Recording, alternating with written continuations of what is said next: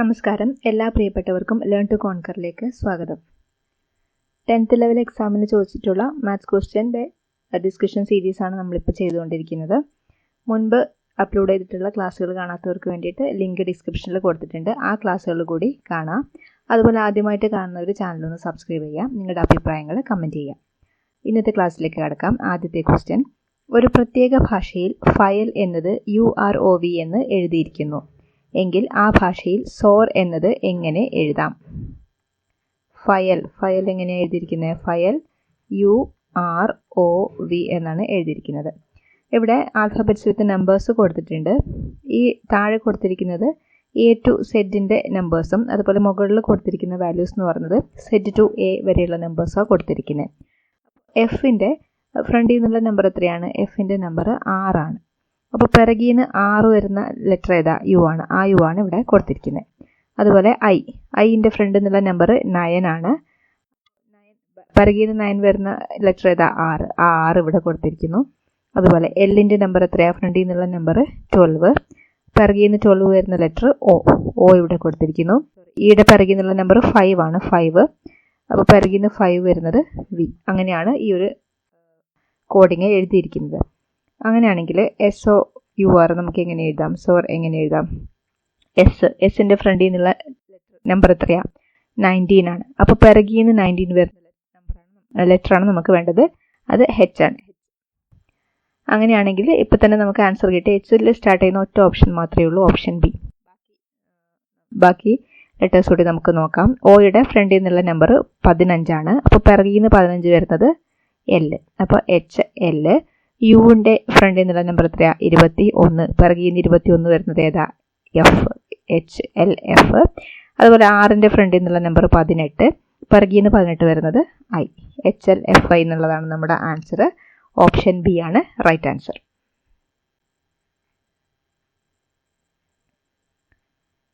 ഒരു കുടുംബത്തിൽ അജയനും അയാളുടെ ഭാര്യയും 4 ആൺമക്കളും അവരുടെ ഭാര്യമാരും ഉണ്ട്. ഓരോ ആൺമക്കൾക്കും 3 വീതം ആൺകുട്ടികളും 2 വീതം പെൺകുട്ടികളും ഉണ്ട്. എങ്കിൽ ആ കുടുംബത്തിൽ എത്ര ആണുങ്ങളുണ്ട്? എത്ര ആണുങ്ങളുണ്ടെന്നാണ് ചോദിച്ചിരിക്കുന്നത്. അപ്പോൾ നമുക്ക് അറിയാം, അജയൻ്റെ കുടുംബമാണ്. അജയൻ അയാളുടെ ഭാര്യയും 4 ആൺമക്കളാണുള്ളത്. അപ്പോൾ ഇവിടെ 4 ആൺമക്കൾ. 1 2 3 4. ഭാര്യയെ നമ്മൾ എഴുതുന്നില്ല, ആണുങ്ങളുടെ എണ്ണം മാത്രമാണ് ആവശ്യമുള്ളത്. ഇനി ഓരോ ആൺമക്കൾക്കും 3 വീതം ആൺകുട്ടികളുണ്ട്. അപ്പോൾ ഓരോരാൾക്കും 3 ആൺകുട്ടികൾ. 1 2 3. ഇവിടെ 1 2 3. ഇവിടെ 1 2 3. 1 2 3 വീതം ആൺകുട്ടികൾ. 2 വീതം പെൺകുട്ടികളുണ്ട്. പെൺകുട്ടികളുടെ എണ്ണം ഇവിടെ ചോദിച്ചിട്ടില്ലാത്തതുകൊണ്ട് നമ്മൾ റെപ്രസെൻ്റ് ചെയ്യുന്നില്ല. എങ്ങനെയാണെങ്കിൽ ആ കുടുംബത്തിൽ എത്ര ആണുങ്ങളുണ്ട്? അജയൻ 1 2 3 4 5 6 7 8 9 10 11 12 13 14 15 16 17.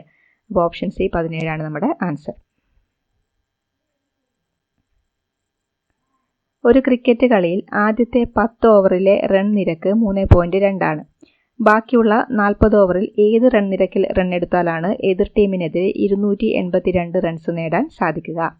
ആദ്യത്തെ 10 ഓവറിലെ റൺ നിരക്ക് 3.2 ആണെന്ന് പറഞ്ഞിരിക്കുന്നു. റൺ നിരക്ക് എന്താണ്? റൺ നിരക്ക് എന്ന് പറഞ്ഞു കഴിഞ്ഞാൽ ശരാശരി തന്നെയാണ്. അപ്പോൾ തുക ഡിവൈഡഡ് ബൈ എണ്ണം ആണല്ലോ നമ്മുടെ ശരാശരി. തുക ബൈ എണ്ണം ആണ് ശരാശരി. അപ്പോൾ ഇവിടുത്തെ തുക നമുക്ക് എങ്ങനെയാണ് കാണാം? തുക ഡിവൈഡഡ് ബൈ എത്ര ഓവറിലാണ്? 10 ഓവറിലുള്ള ശരാശരിയാണ് നമുക്ക് തന്നിരിക്കുന്നത്. അത് 3.2 ആണ്. അപ്പോൾ 10 ഓവറിൽ എടുത്തിട്ടുള്ള റൺസിൻ്റെ തുക എത്രയാണ്? 3.2 ഇൻറ്റു 10, അതായത് 32. 10 ഓവറിൽ എടുത്തിട്ടുള്ള റൺസ് എത്രയാണ്? 32 ആണ്. ഇനി 40 ഓവറിൽ ഏത് റൺ നിരക്കിൽ റൺ എടുത്താലാണ് എതിർ ടീമിനെതിരെ 282 റൺസ് നേടാൻ സാധിക്കുക? എതിർ ടീമിനെതിരെ നേടേണ്ട ആകെ റൺസ് എത്രയാണ്? 282 റൺസ് നേടണം. 10 ഓവർ കൊണ്ട് എത്ര റൺസ് കംപ്ലീറ്റ് ചെയ്തു? 32 റൺസ് നേടിയിട്ടുണ്ട്. അപ്പോൾ ഇനി എത്ര റൺസാണ് ഇനി നേടാൻ ബാക്കിയുള്ളത്? 282 മൈനസ് 32. 2 2 കുറച്ചാൽ 0, 8 3 കുറച്ചാൽ 5, 2. 250 റൺസാണ് ബാക്കി 40 ഓവർ കൊണ്ട് നേടേണ്ടത്. മനസ്സിലായില്ലേ? 10 ഓവർ കൊണ്ട് നമുക്ക് നേടിയ റൺസ് എത്രയാണ്? 32 നമുക്ക് കിട്ടിക്കഴിഞ്ഞു. ഇനി ടോട്ടൽ നമുക്ക് നേടേണ്ടത് 282 റൺസാണ്. 10 ഓവർ കൊണ്ട് 32 റൺസ് നമ്മൾ നേടി. അപ്പോൾ ഇനി ബാക്കി എത്ര റൺസ് നേടാനുണ്ട്? 250 റൺസ് നേടാനുണ്ട്. ഈ 250 റൺസ് നേടേണ്ടത് 40 ഓവറിൽ നിന്നാണ്. അപ്പോൾ ഏത് റൺ നിരക്കിലാണ് റൺ എടുക്കേണ്ടത്? എങ്ങനെയാണ് കാണുക? 250 റൺസ് 40 ഓവർ കൊണ്ട് നേടണം. അപ്പോൾ നമുക്കൊരു ഓവറിൽ എത്ര നേടണം? 250/40 എത്ര വരും? 25/4 ചെയ്ത് നോക്കിക്കേ. 25/4 6 4 24 ശിഷ്ടം 1 പോവില്ല, അവിടെ പോയിന്റ് ഇട്ടു. 0 2 4 8 ശിഷ്ടം 2 20 5 4 20. അപ്പോൾ 6.25 നമ്മുടെ ആൻസർ. ഓപ്ഷൻ എ ആണ് കറക്റ്റ് ആൻസർ. ജോസഫ് ഒരു സ്ഥലത്ത് നിന്ന് വേറൊരു സ്ഥലത്തേക്ക് 30 km/മണിക്കൂർ വേഗതയിലും തിരിച്ച് 120 km/മണിക്കൂർ വേഗതയിലും സഞ്ചരിച്ചു. ഈ രണ്ട് ദൂരങ്ങളും കൂടി സഞ്ചരിക്കാൻ 5 മണിക്കൂർ എടുത്തുവെങ്കിൽ ഒരു വശത്തേക്ക് ജോസഫ് സഞ്ചരിച്ച ദൂരം എത്ര? ജോസഫ് ഒരു സ്ഥലത്ത് നിന്ന് മറ്റൊരു സ്ഥലത്തേക്കാണ് സഞ്ചരിക്കുന്നത്. എയിൽ നിന്ന് ബിയിലേക്ക് ജോസഫ് സഞ്ചരിച്ചു. പോകുമ്പോൾ 30 km/മണിക്കൂർ വേഗതയിലാണ് പോയത്. 30 km/മണിക്കൂർ പോകുന്ന സ്പീഡ്. അതുപോലെ തിരിച്ചു വന്നത് 120 km/മണിക്കൂർ. 120 km/മണിക്കൂറിലാണ് തിരിച്ചു വന്നത്. എത്ര സമയമെടുത്തു? സമയമെടുത്തത് 5 മണിക്കൂറാണ്. 5 മണിക്കൂർ സമയമെടുത്തു. ഇനി ചോദിച്ചിരിക്കുന്നത് ജോസഫ് സഞ്ചരിച്ച ദൂരം എത്രയാണെന്നാണ്. ദൂരം നമ്മളെങ്ങനെയാണ് കാണുക? വേഗത ഇൻറ്റു സമയം. വേഗത ഇൻറ്റു സമയമാണ് ദൂരം. നമുക്ക് സമയം ഇവിടെ തന്നിട്ടുണ്ട് 5 hours ആണ്. പോകാനുള്ള വേഗത, വരാനുള്ള വേഗത, 2 വേഗതകൾ തന്നിട്ടുണ്ട്. അപ്പോൾ നമ്മൾ ഏത് വേഗതയാണ് എടുക്കുക? ഈ 2 വേഗതകളുടെ ആപേക്ഷിക വേഗതയാണ് എടുക്കുക. ശരാശരി വേഗതയാണ് നമ്മൾ എടുക്കേണ്ടത്. അപ്പോൾ എങ്ങനെ ശരാശരി വേഗത കാണാം? ഇക്വേഷൻസ് ഉപയോഗിച്ച് കാണാം, അല്ലാതെ നമുക്ക് LCM മെത്തേഡ് വഴി കാണാം. ഞാൻ LCM മെത്തേഡ് കാണിച്ചു തരാം. 30ൻ്റെയും 120ൻ്റെയും LCM എടുക്കുക. 2 സ്പീഡാണല്ലോ തന്നിരിക്കുന്നത്, 30 120. LCM 3 കൊണ്ടാണെങ്കിൽ 10 4 10 കൊണ്ട് 1 4 എത്രയാണ്? 3 4 12 12 × 10 120 തന്നെയാണ് LCM. അപ്പോൾ 30ൻ്റെയും 120ൻ്റെയും LCM എത്രയാണ് കിട്ടിയത് നമുക്ക്? 120. ഇനി 30 120 ആവാൻ 4 കൊണ്ട് ഗുണിക്കണം. 120 120 ആവാൻ 1 കൊണ്ട് ഗുണിക്കണം. ഇനി എന്ത് ചെയ്യുക? 120 / 4ഉം 1ഉം കൂടി കൂട്ടി 5 അടിയിലെഴുതി ഇൻറ്റു ഇത് 2 തുല്യ ദൂരമാണ്. എയിൽ നിന്ന് ബിയിലേക്ക് പോയി, ബിയിൽ നിന്ന് എയിലേക്ക് വന്നു. സെയിം ദൂരമാണ് സഞ്ചരിച്ചത്. അപ്പോൾ 2 തുല്യ ദൂരം വരുന്നതുകൊണ്ട് ഇവിടെ 2 കൊണ്ട് ഗുണിക്കണം. ഓക്കെ ആണോ? LCM കിട്ടി. LCMനെ ഈ സംഖ്യകൾ കൂട്ടി എഴുതി 4 + 5 കൂട്ടി താഴെ എഴുതി 2 തുല്യ ദൂരം വരുന്നതുകൊണ്ട് 2 കൊണ്ട് ഗുണിച്ചു. എത്ര വരും? 5 2 5 10 2 20 4 5 20 24 × 2 എത്രയാണ്? 48. 48 നമ്മുടെ ശരാശരി വേഗത കിട്ടിയിരിക്കുന്നത്. ഇനി ഈ വേഗത നമുക്ക് ഈ ഒരു ഇക്വേഷനിൽ ഇടാം. വേഗത എത്രയാണ് ഇവിടെ? 48.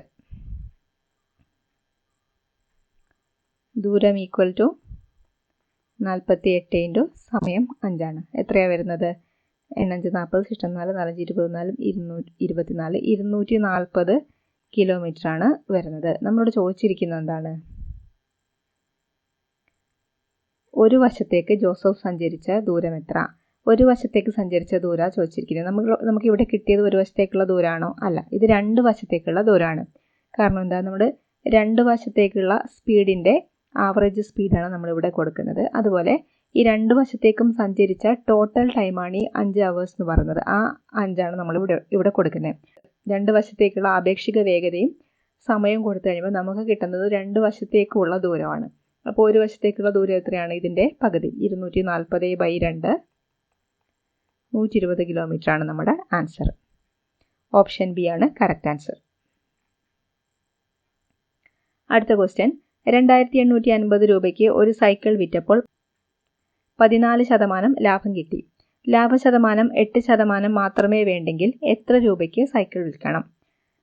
അപ്പോൾ വിറ്റ വില എത്രയാണ്? 2850 രൂപയ്ക്ക് വിറ്റപ്പോൾ എത്ര ലാഭം കിട്ടി? 14% കിട്ടി. അപ്പോൾ നമ്മൾ വാങ്ങിയ വില 100% എടുത്താൽ 14% ലാഭം എന്ന് പറയുമ്പോൾ 100 + 14 114% എന്ന് എഴുതാം. അപ്പോൾ 2850 രൂപയ്ക്ക് വിറ്റപ്പോൾ 114%. 114%മാണ് 2850 അല്ലേ? അങ്ങനെയാണെങ്കിൽ 8% മാത്രമേ ലാഭം വേണ്ടൂ. അപ്പോൾ 100ഉം കിട്ടണം 8ഉം കിട്ടണം. അപ്പോൾ എത്രയാണ് ലാഭശതമാനം? 108%. അങ്ങനെയാണെങ്കിൽ 108% എത്രയാണെന്നാണ് ചോദിച്ചിരിക്കുന്നത്. 2850 114% ആണെങ്കിൽ 108% എത്ര? ഇത് നമുക്ക് ക്രോസ് ചെയ്യാം. ഇത് രണ്ടും ഗുണിക്കുക, ഇതുകൊണ്ട് ഹരിക്കുക. 2850 ഇൻറ്റു 108 ഡിവൈഡഡ് ബൈ 114. ഇത് രണ്ടും കൊണ്ട് പോകുമല്ലോ. 5 2 10 14 7. അതുപോലെ 5 2 10 4. ഇനി 57 2850. 57 ഇൻറ്റു 5 എത്രയാ? 57 ഇൻറ്റു 5. 5 7 35, ശിഷ്ടം 3, 5 25 3 28 285. അപ്പോൾ 57, ഇവിടെ 5, പിന്നെ ഒരു 0 50. ഇനി 50 ഇൻറ്റു 54, 4 20, ശിഷ്ടം 2, 5 25 2 27 2700. അപ്പോൾ 8% മാത്രമേ ലാഭം വേണ്ടുമെങ്കിൽ എത്ര രൂപയ്ക്കാണ് വിൽക്കേണ്ടത്? 2700 രൂപ. ഓപ്ഷൻ ബി ആണ് ആൻസർ. 3 വയസ്സിൻ്റെ വ്യത്യാസത്തിൽ ജനിച്ച 5 കുട്ടികളുടെ വയസ്സുകളുടെ തുക 50 ആണെങ്കിൽ ഏറ്റവും പ്രായം കുറഞ്ഞ കുട്ടിയുടെ വയസ്സ് എത്രയായിരിക്കും? 3 വയസ്സുകളുടെ വ്യത്യാസത്തിൽ ജനിച്ച 5 കുട്ടികളുടെ വയസ്സുകളുടെ തുകയാണ് പറഞ്ഞിരിക്കുന്നത്. അപ്പോൾ ആദ്യത്തെ വയസ്സ് എക്സ് ആയിട്ട് എടുത്താൽ അടുത്ത കുട്ടിയുടെ വയസ്സ് എത്രയാണ്? എക്സ് പ്ലസ് 3, 3 കൂടുതൽ. അടുത്ത കുട്ടി എക്സ് പ്ലസ് 6, ഇതിനേക്കാൾ 3 കൂടുതൽ. എക്സ് പ്ലസ് 6നേക്കാൾ 3 കൂടുമ്പോൾ എക്സ് പ്ലസ് 9, പിന്നെ എക്സ് പ്ലസ് 12. ഇതാണ് 5 കുട്ടികൾ. ഇവരുടെ വയസ്സുകളുടെ തുക ഇതൊക്കെ കൂട്ടാം. തുക എത്രയാ? 50 എന്ന് തന്നിട്ടുണ്ട്. ഇത് ഇത്ര വരുന്നത്? X 2x 3x 4x 5x plus 6 3 9 9 9 18 18 12 എന്ന് പറയുന്നത് 50 ആണ്. 5x എത്രയാ? 50 മൈനസ് 30 20. എക്സ് എത്രയാണ്? 20/5 4. നമുക്ക് ആൻസർ കിട്ടി 4. ഈ ഒരു രീതിയിൽ ചെയ്യാം, അല്ലെങ്കിൽ നമുക്ക് ശരാശരി മെത്തേഡ് വെച്ചിട്ട് ചെയ്യാം. 5 കുട്ടികളെ പറഞ്ഞിരിക്കുന്നത്. 5 കുട്ടികളുടെ വയസ്സുകളുടെ തുക എത്ര പറഞ്ഞിരിക്കുന്നത്? 50. അപ്പോൾ ശരാശരി എത്രയാണ്? തുക ഡിവൈഡഡ് ബൈ എണ്ണമാണല്ലോ ശരാശരി. ശരാശരി ഈക്വൽ ടു തുക ഡിവൈഡഡ് ബൈ എണ്ണം. തുക എത്രയാണ് പറഞ്ഞിരിക്കുന്നത്? 50. എണ്ണം എത്ര കുട്ടികളാണ്? 5 കുട്ടികൾ. അപ്പോൾ ശരാശരി എത്രയാണ്? 10. ശരാശരി 10 ആണ്. ഇനി നമ്മൾ മുൻപത്തെ ക്ലാസ്സുകളിൽ കണ്ടിട്ടുണ്ട്, ഒരേ ഗ്യാപ്പിൽ പോകുന്ന സംഖ്യകളുടെ ശരാശരി എപ്പോഴും നടുക്ക് വരുന്ന സംഖ്യയായിരിക്കും അല്ലേ? അപ്പോൾ ഇത് 5 കുട്ടികളുടെ വയസ്സുകൾ 3 വയസ്സിൻ്റെ വ്യത്യാസത്തിലാണ് പോകുന്നത്. ഒരേ ഗ്യാപ്പിലാണ്. ആദ്യത്തേതിനോട് 3 കൂട്ടിയാലാണ് രണ്ടാമത്തേത്, അതിനോട് 3 കിട്ടിയാൽ മൂന്നാമത്തേത്, അതിനോട് 3 കൂട്ടി നാലാമത്, അതിനോട് 3 കിട്ടി അഞ്ചാമത്. ഇങ്ങനെ ഒരേ ഗ്യാപ്പിലാണ് ഈ ഒരു സംഖ്യകൾ പോകുന്നത്. അതുകൊണ്ട് തന്നെ ഇതിൻ്റെ ശരാശരി എന്ന് പറഞ്ഞത് നടുക്ക് വരുന്ന സംഖ്യ ആയിരിക്കും. അപ്പോൾ ഈ നടുവിൽ വരുന്ന സംഖ്യ ഏതായിരിക്കും? 10 ആയിരിക്കും. ശരാശരി നമുക്ക് 10 എന്ന് കിട്ടി. നടുവിൽ വരുന്ന സംഖ്യ 10.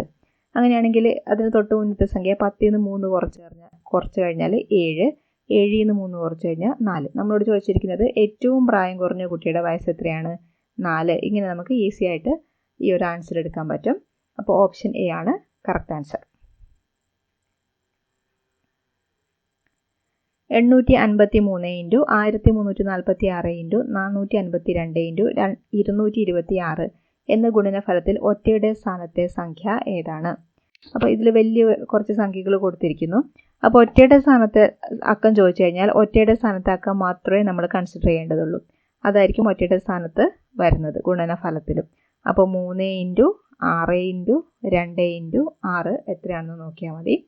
അപ്പോൾ ഇതിൽ 3 18 വരും. 18 അതിൻ്റെ ഒറ്റയുടെ സ്ഥാനത്ത് സംഖ്യ മാത്രം എടുത്താൽ മതി. 8 ഇൻറ്റു 2 ഇവിടെ 16 വരും. അതിൻ്റെ 6 മാത്രം എടുക്കുക.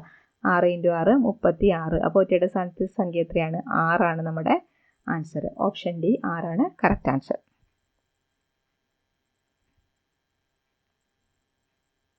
തന്നിരിക്കുന്ന ജോഡികളിൽ ഒരു ജോഡി മാത്രം മറ്റു 3 ജോഡികളിൽ നിന്ന് വ്യത്യസ്തമാണ്. ആ ജോഡി ഏത്?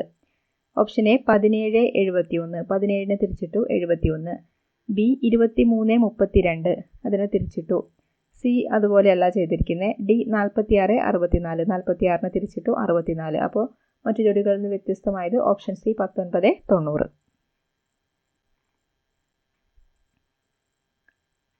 മോഹൻ്റെ ഒരു മാസത്തെ വരുമാനം 50,000 രൂപയാണ്. വരുമാനത്തിൻ്റെ 15% മക്കളുടെ പഠനത്തിനും 28% വീട്ടുചെലവിനും 10% വാടകയ്ക്കും ഉപയോഗിക്കുന്നു. എങ്കിൽ മാസാവസാനം മോഹൻ്റെ സമ്പാദ്യം എത്ര? മോഹൻ്റെ ആകെ വരുമാനം 50,000 രൂപയാണ്. അപ്പോൾ 100% എടുത്തു കഴിഞ്ഞാൽ 100% 50,000 രൂപ. ഇനി മോഹൻ്റെ ചെലവുകൾ നോക്കാം.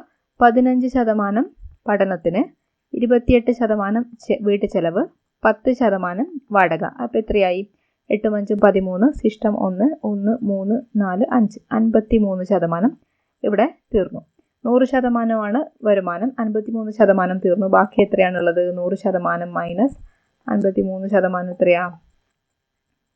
7 4 47%. 47% മോഹൻ്റെ സമ്പാദ്യം. അപ്പോൾ 100% 50,000 ആണെങ്കിൽ 47% എത്രയാണെന്ന് കണ്ടാൽ പോരെ? ക്രോസ് ചെയ്യുക. 47ഉം 50,000 കൂടി ഗുണിക്കുക, 100 കൊണ്ട് ഹരിക്കുക. 47 ഇൻറ്റു 50,000 ഡിവൈഡഡ് ബൈ 100 പോയി, ഇത് 2 പോയി. 47 ഇൻറ്റു 500 വരും.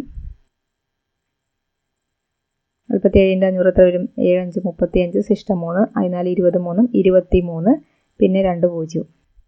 23,500 ആൻസർ. ഓപ്ഷൻ ഡി 23,500 രൂപ.